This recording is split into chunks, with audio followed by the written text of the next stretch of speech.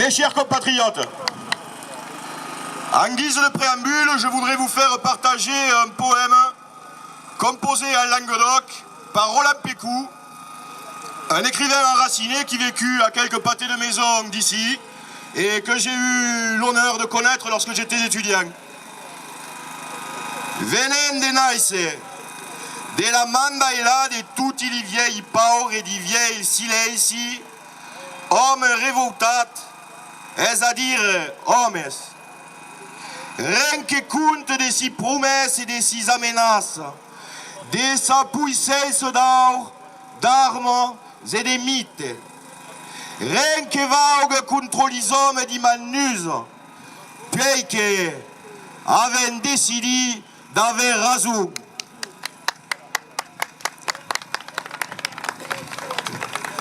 Merci pour lui. Et pour les paurettes qui n'entendraient pas la langue nostre, en voici une traduction.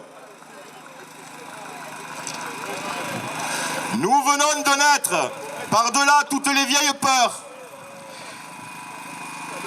les vieux silences, hommes révoltés, c'est-à-dire hommes. Rien qui compte de leurs promesses et de leurs menaces, de leur puissance d'or, d'armes et de mythes. Rien qui vaille contre les hommes aux mains nues, puisque nous avons décidé d'avoir raison. Voilà pourquoi aujourd'hui ma colère est joyeuse. Avons décidé d'avoir raison. Dès lors, je sais que rien ni personne ne freinera plus notre ascension grandiose. Chers amis, l'avenir nous appartient. L'avenir nous appartient parce que nous avons décidé de ne plus subir. Parce que nous refusons de voir les nôtres vivre dans la misère imposée par le capitalisme financier. Parce que nous refusons de voir les nôtres traités en étrangers sur le sol de nos ancêtres. Parce que nous avons décidé que notre premier droit était de vivre sur notre terre selon notre identité.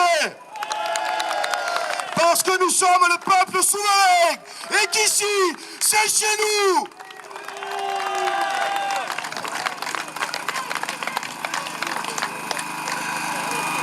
Amis, ma colère est joyeuse parce qu'aujourd'hui, je vois que les patriotes font acte de pragmatisme.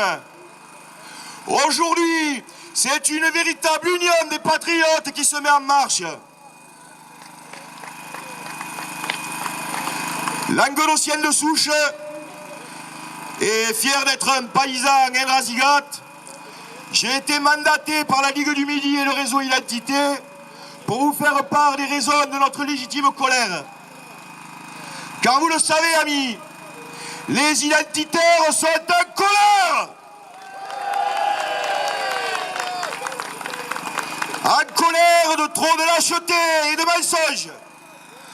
Lâcheté de nos gouvernements successifs et mésorgues, engages et trahisons des médias, des merdias aux ordres. Car soyons clairs, ceux qui nous ira, ils sont plus au point, comme on dit sur le clapasse. Ce sont les traîtres. Ce sont tous ceux qui osent encore nous dépeindre l'immigration et l'invasion comme une chance pour la France. Ce sont tous ceux qui nient le remplacement de population que nous constatons un peu plus chaque jour. Tous ceux qui se réjouissent de la décadence programmée de l'ensemble des peuples européens et de leur génocide par substitution. Mes amis, souvenons-nous de cet ancien chant de tradition qui nous promettait qu'un jour viendrait où les traîtres paieraient. Croyez-moi, ce jour approche où les corrompus devront apprendre à courir s'ils ne veulent pas finir dans les eaux du Lys ou de la Seine.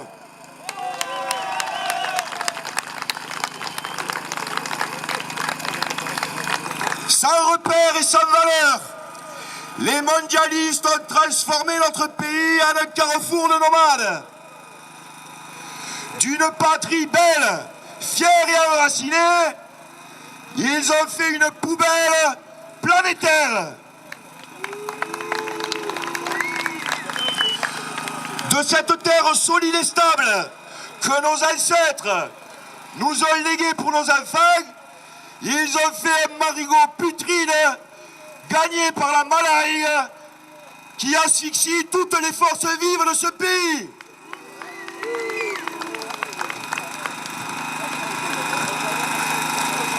Pour toujours plus de fric, ils ont pollué notre eau et nos terres. Ils ont saccagé notre littoral. Ils ont bétonné nos meilleurs champs. Ils ont enlaidi nos villes. Et c'est ce gâchis qui nous met en colère, nous autres identitaires. Et ça, amis, nous ne le leur pardonnerons jamais.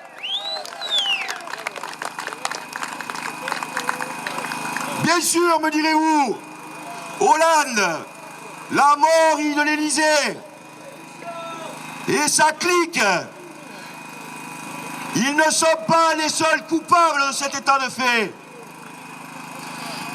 C'est pourquoi j'accuse aujourd'hui, par-delà les clivages partisans, cette France jacobine qui nous entraîne vers un effacement programmé de notre mémoire et de notre héritage civilisationnel. La France jacobine a nié l'identité de nos régions pour mieux nier l'identité de notre pays et demain pour nier l'identité de la civilisation européenne. Ne vous y trompez pas.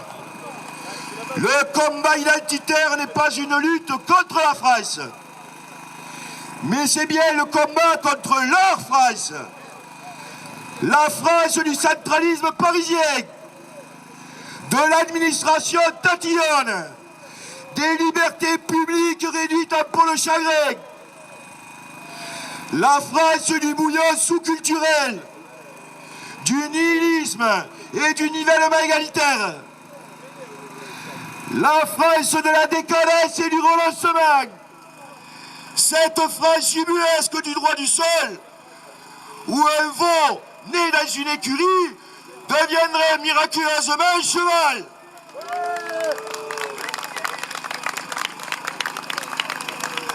Amis, aujourd'hui, nos libertés publiques sont bafouées par un gouvernement qui ne s'en cache même pas.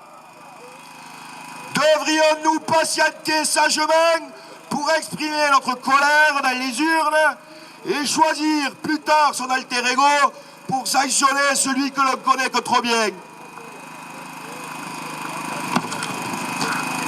Souvenez-vous, par détestation de Sarkozy, beaucoup de Français se sont jetés dans les bras de l'andouille de Tulle. Demain, ils se jetteront dans les bras d'un autre ou d'une autre et rien ne changera. C'est un système en fin de vie, un système mortifère, un système incapable de susciter l'émergence d'une nouvelle élite. Et c'est précisément ce que nous voulons. Le remplacement total d'une oligarchie qui a failli par ceux qui pourraient réussir.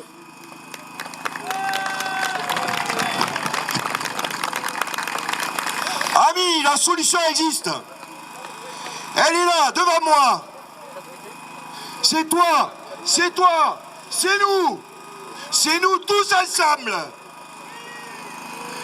C'est Irène Toutès, Batoumba, chanté Patrick et Louis Jacques. Amis, désormais, nous sommes cette issue. Et cette issue porte un nom. Vous le connaissez. Son nom, c'est la révolution. Révolution, révolution, révolution, révolution, révolution, révolution, révolution, révolution. Merci.